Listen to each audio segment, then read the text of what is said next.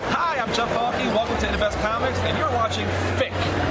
Hi, I'm Shaun from Famous Faces and Funnies. And I'm Sebastian from InvestComics.com, and this is FFFIC. And not at Comic-Con. Not a Comic-Con, we say. Next year, I'm going. I've determined it's going to happen. Next year, I'm hiding in his luggage. Again. But this time, you know, we'll actually be going somewhere instead of just me hiding in his luggage. That's a creepy mega-con.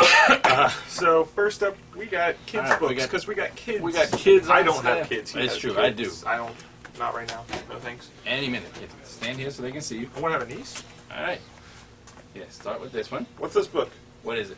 It's Adventure Time, Marceline. Marceline. I don't know how to pronounce this. Marceline. And the Scream Queens. What do you guys think? What do you think of it? Was it good? Yeah. Tell the camera, don't tell her. Yeah, it was very nice and like It was when funny. you read it, it was exciting to read it, like because because Princess Bubblegum Learns how to like rock and roll, and Marceline goes on tour for her band, and she is like really excited, but then she gets all nervous because PB was starting to make fun of her band because she didn't like rock and roll, and then she started liking it, so she was getting sorry, but Marceline was still nervous, so PB decided to go on tour with her, and leaving in charge, what's the dog's name? Jake, right? Jake. yeah. Yeah, they're leaving King Jake. King Jake. And so, and Finn is nervous that when PB gets back, she's going to be a whole, like, rock and roll hippie kind of girl. So would you guys recommend it to people to read? Yes, for Okay. kids only, though. Kids only. Adults don't understand, except for my dad, but I would you understand. call my dad an adult? Would you call him an adult? Or would you call him a kid? I Alright. don't know. Yeah. What about this one? What's that? This is like a... I love this comic. It has It's like an an adventure pack, like a kid's pack, like... Marvel Yeah. Superheroes magazine. Number You two. can Number also 2 read with it. Spider-Man and the Lizard. It's got Spider-Man and the Lizard, it's got... It's maybe the awesomest comic I ever seen. It's got a lot of, like, finding stuff. You gotta find stuff. Hulk in the whole wall. Shows you how to... Hulk in the wall. Hulk hole in the wall game. Woohoo! You got, like, all this stuff that you can, like, make. I think they're better at this than we Yeah, are. they're gonna leave. Here's And the Can't Hulk review and some his holes. Alright, Alright, girl. Thank you. good job. This is Bella. I'm Lily. Rock Go. out. Go! You Alright. could definitely tell they are Sebastian's daughters. Yeah, especially the way Lily talks. Alright. So since we're not at Comic-Con, we are having not at Comic-Con this weekend. Hopefully Oh, this yeah. is aired before then. I don't know. We got like buttons from It'll be at a DC. time for the actual We got Comic-Con. posters. We got Tiny Titans temporary tattoos. So I'm going to do what I did last year and just make a sleeve of Tiny Titans temporary tattoos. We got so many. We got all sorts of cool New swag. DC logo pins. Yeah, so much stuff. Thank you, DC. You guys are awesome. Thank you, Stuart. Ugly new Superman S pins. Cool new Bat Batman. pins. Vertigo. Flash. When you put this on, you don't run any faster. It doesn't. We've tried. That should be a flashback to something. Oh, there are. We can put them on our backs and be flashbacks. Anyways, giant pile. Walking Dead 100 is definitely the biggest book this week. There's 9 covers. We got shorted some of them, but we'll have them all tomorrow on Friday. This will be posted probably Saturday, but we have them all now. Robert Kirkman, you son of a bitch. You are the best comic book writer out That there. I've ever hated this week. Jared came up to me and he read it. He comes up to the front. He's like, "Shaun, you need to go back and read it." I'm like, okay. I'm super excited. What's going to happen? Come out. I'm just miserable. Just horrible feeling. And I'm only up to trade 12, and they got me to read it, and it's just, oh my god. he's the best writer in comic books. This is the best comic. This issue made this the best comic book series going right now. He knows how to rip out your heart and make you the saddest guy in the world. Oh my god. It's just, This is the greatest, worst comic ever. it's just 48 had nothing on it. 48 was child's play compared to that issue. Avengers versus AVX versus. Avixes. Ugh. What happened? I'm done. I'm officially done with the Rick versus Remender? book. Awesome. The story was good. I enjoyed the Remender versus Psylocke story. Remender versus Silent? You mean Daredevil versus No, Silent? it's Remender in my mind now. Daredevil. Rick Remender is Daredevil. Thor The writer versus without fear. Emma. That was garbage and a half, and just. I just, how many more issues is it? I don't know. 2 more. I just find that the verses, they were cool in the beginning, And but now they're at just- this point the story has so much going on that these just actually seem to, Yeah, they should have made all those to come not out. be added. However, However, the X-Men 13 continues to be the best Marvel book, month after month, or bi-week after bi-week, however they want to do it. oh my god. And it's just so sad. You get this look at a flashback at the girl, I forget her name, the Warbird. yeah, and Kid Gladiator, You can feel bad for a Warbird. and Who knew? Gladiator, And yes, and Kid Gladiator is continuing. I should have put it up with this because Kid Gladiator is in this, and this month he's also in Uncanny X-Force. And Kid Gladiator is becoming what should have just been Keep a talking. dopey little character. Keep doing He's the thing. great. He's great. And Uncanny X-Force sort of broke my heart. They're being mean to little Evan. Yeah, I can't. Yeah. So we'll Little- go from little baby that to- apocalypse. We'll go to that to the second. Yeah. in my opinion, best. Yeah. So Kid Gladiator versus the Blob. guess who wins? But yeah, this expanded a lot more into the X-Men universe, Yeah. and it's literally heart wrenching. Literally, I used a Sebastian pun there, but it's just so good and so sad and so great and fantastic. And Marvel, good job on the X-Men books Yeah. until you relaunch them with whatever Marvel now is. Yeah. Ah. It's something. New Avengers. I heard this was really good. This is a story of 3 of the Avengers. You've got Hawkeye, Luke Cage, and Spider-Woman. 3 of Bendis' obvious favorites, anyway. And they're in the mutant prison, and it's very interesting the way they run the mutant prison. When you have Danger and her Danger Room technology, you can make a prison anything you want it to be. I have decided through the collective AVX books at the moment, I thought I was going to be all Team Avengers. For the first couple issues, I was starting to see the mutant side. However, if that whole power corrupts, and absolute power corrupts absolute, the Phoenix Avengers are just pricks, and I don't Nightwing? like them. Nightwing. Yeah. The Nightwing Nightwing. Klops, Nightclops, Wing. That's a club. I don't. Psywing. I don't like them or any of the things they're doing, and I want the Avengers to take them down. Batman 11 ended the Court of Owls. I think. Yeah, maybe for now. Such a great ending. Gotta put them in a cupboard. And there's like, oh, maybe it is, maybe it isn't, maybe it is. I don't want to ruin it because people are going to wait for a trade, and this book is just so fucking good. It's great because Alfred and Nightwing are so much better at dealing with not having everything come to a nice, Yeah. tied-up ending than Bruce is. Yeah, And they're like his support team in a way they haven't been before. Because he's like, I don't have all the answers. And they're like, you don't always get all the answers. And he's like, but I'm Batman.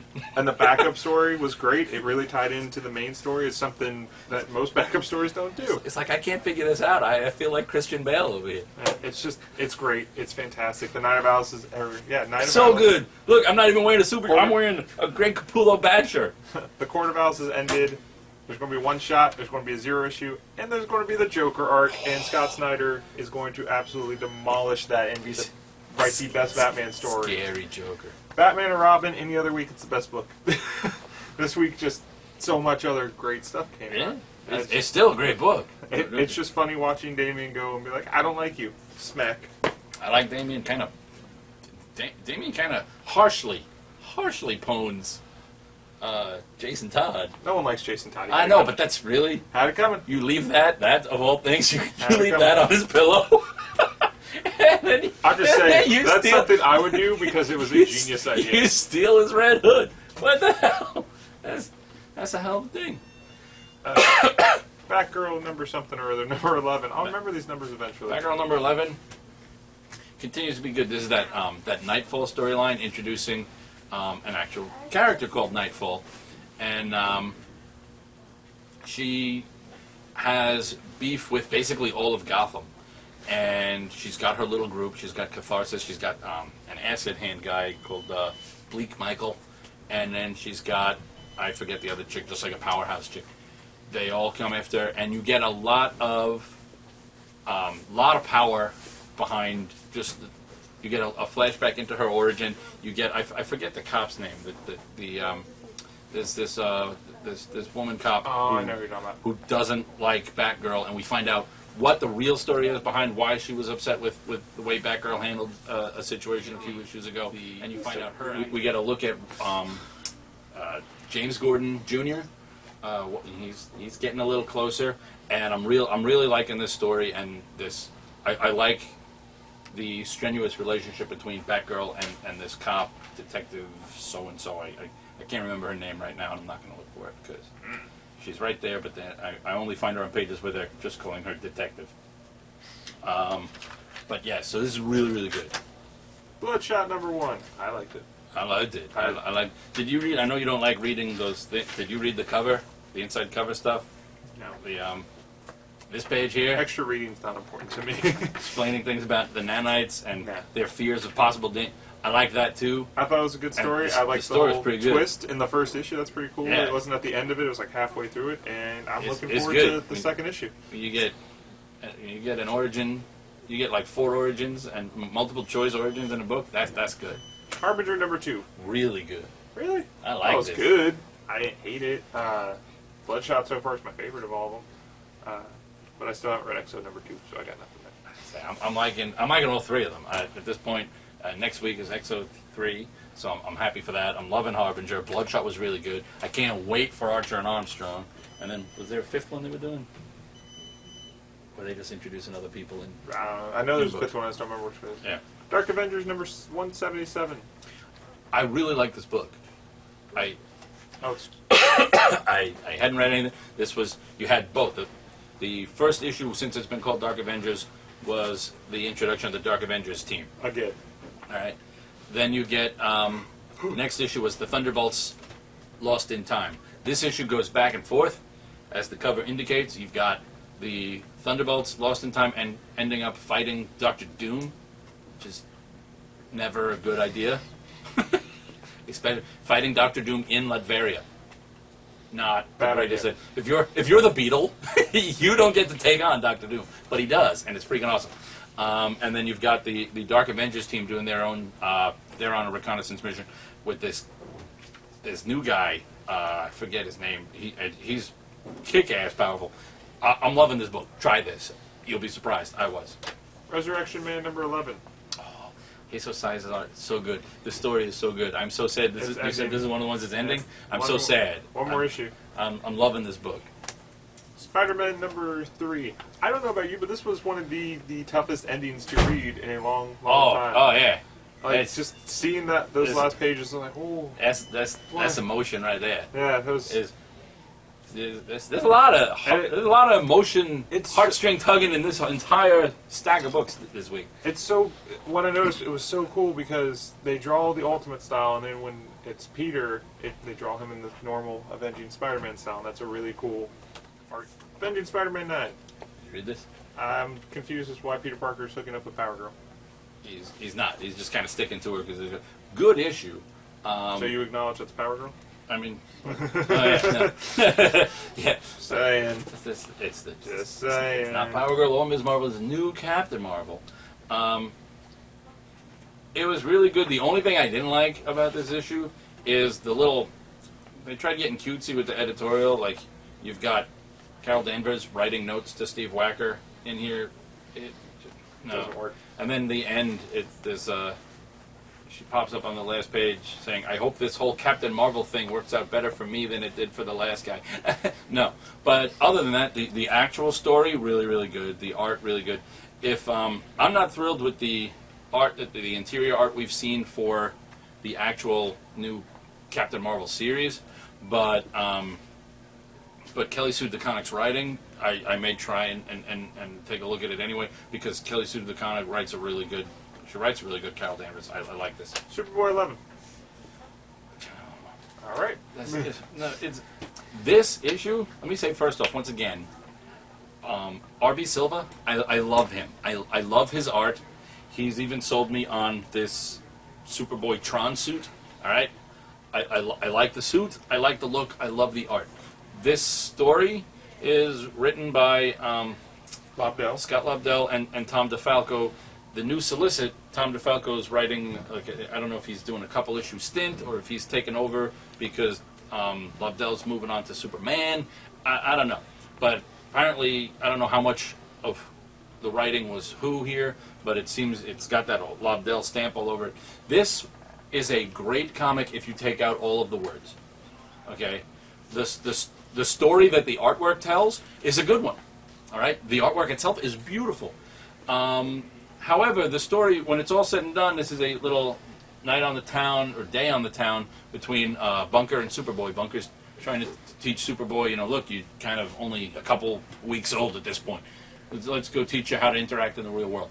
But along the way, thinking it's clever, we finally get that tattoo, that Superboy tattoo that we've seen since whatever. And we finally, you know, kind of understand that. But along the way, Superboy becomes a major felon. And they don't bother resolving that at the end, because apparently he's been out long enough to, I mean, he switched sides. He's got a handle on right and wrong to an extent. We get that he's young. But for laughs, I guess, Lobdell went and hey, he needed money, so he researched where money is kept. Turns out it's at banks, so he went and borrowed some, and he's got just a room full of millions of dollars that he's stolen from banks. And this is horrible. Why are we reviewing this? This is like the because I worst expect thing I've ever heard. the artwork is great. Really? Because Superboy looks like he's in an emo band right there. No, this looks good. He looks kind of emo, but the artwork, I love R.B. Silva's artwork. I love the visuals. The coloring is gorgeous. Everything about this, except some of the story. And by some of it, I just mean almost all of it. And there was something else I wanted to say about this, but I don't remember what it was. So we'll just move on. Suicide Squad number 11, fantastic. Don't eat and drink with mines. That's my advice to you. No. Also, Killer Shark totally knows he ate a yo-yo. He's got it. But also, apparently, things you wouldn't think of. If you're in a situation and Deadshot says, "No, I don't like it here. Let's go." That's your sign. Listen to Deadshot. Yeah, leave. Chew, Secret Agent Pollo, fantastic. It is the greatest story. You don't even have to read Chew. You need to read this. It is so fantastic and so great. It is. God, John Layman and Robert Guillory, you are the best at this randomness. Okay, so Pollo was introduced a couple arcs ago. He is a robotic chicken that just kicks ass and takes no names. Starts off with him in hell. He's fighting Satan and his minions, and then he goes on missions for the government. Fantastic. So Layman's Detective Comics is going to be awesome. It's going to be so good.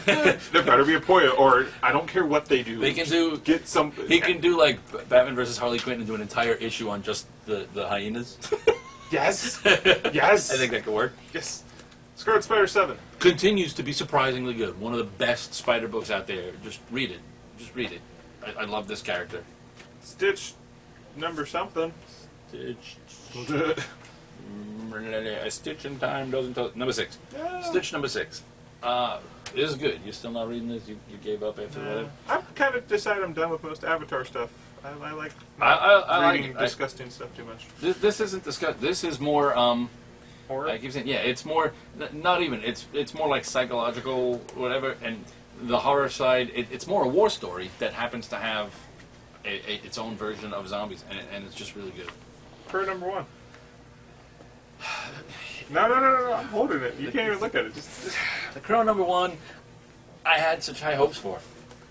But it made me think, you know what? I was done reading this and I thought, you know what? The sequel Crow movies weren't that bad. That's... It was forced, it was formulaic, and lots of other F words I can think of. No. There's your horrible review. Captain America 14. So good. I don't know what they do when they, when Marvel Now ends this. But this was so good. Again, another. See, you haven't been reading these. Another tug at your heart. Oh my God. You get sad Cap. You get I'm a flashbang. You get Shannon Carter. Sharon Carter. Sharon Carter. You get she's crying. You get Cap all set. You get it just and then not. Why is this here? Deathstroke 11. To make me feel better about the Crow. That's your review. Legion lost 11. No, it was. No. But Legion lost that. Deathstroke number 11. Let me tell you, I've been reading this because you hate me. Because Apparently because I hate me. I was trying. There's characters in here that once upon a time I really, really liked. Lobo, the Omega Men. But I know that they're rebooted, so it's not mine. But I don't get... No, I do get. Apparently, Liefeld just doesn't get these characters. Because no one, with the possible exception of Zealot, says anything in this book that sounds like, or does anything in this book that seems like anything that that character would do. And, can we stop talking about yeah, that? it's just, Legion lost 11. Alright, there's more Tom DeFalco. Well, I'm so angry still. Why did we review that? Because the world needs to know. No. Sometimes you gotta report the ugly truth. They're still lost. That's All right, here's what was told to me the other day. The Legion still get lost, but the group gets bigger? Is that an accurate description? There's some interesting things going on in here.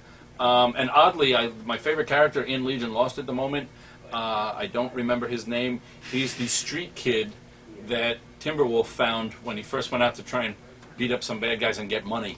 And this kid has now become like their tour guide to the 21st century.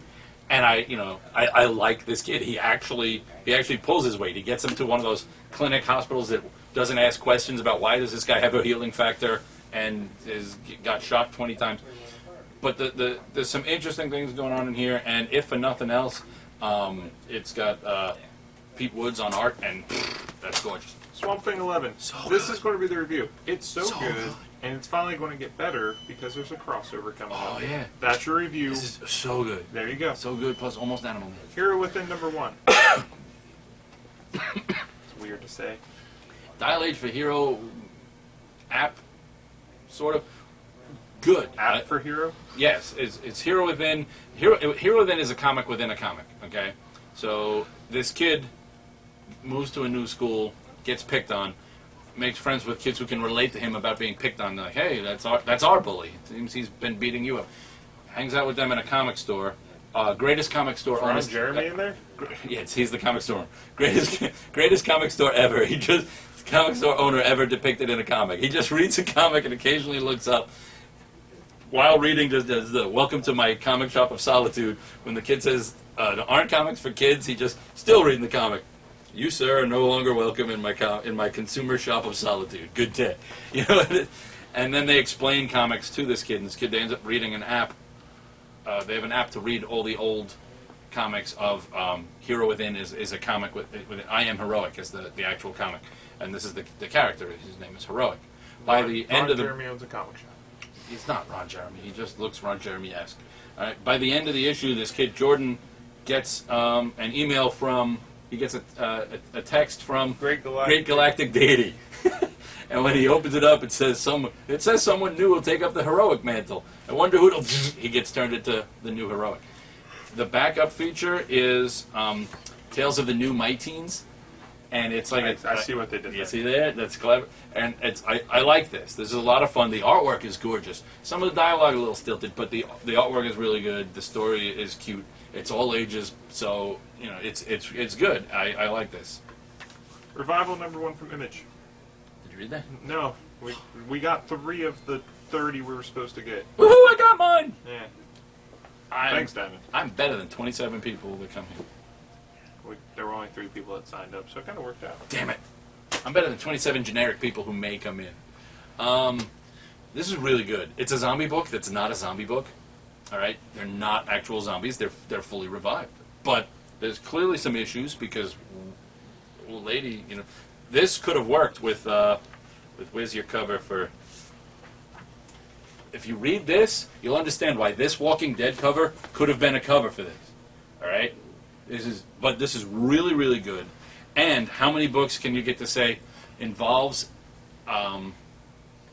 the cop you see on the cover, the female detective, gets to go and investigate the murder of a Zorse. What's a Zorse? It's a half zebra, half horse that these people breed for circuses out on their farm. It's just great. Sounds like Palm Bay. It could be, except they would just have... Most of the They'd just be won't get that painting reference. horses. They'd just be painting the damn horses. Defenders number 8.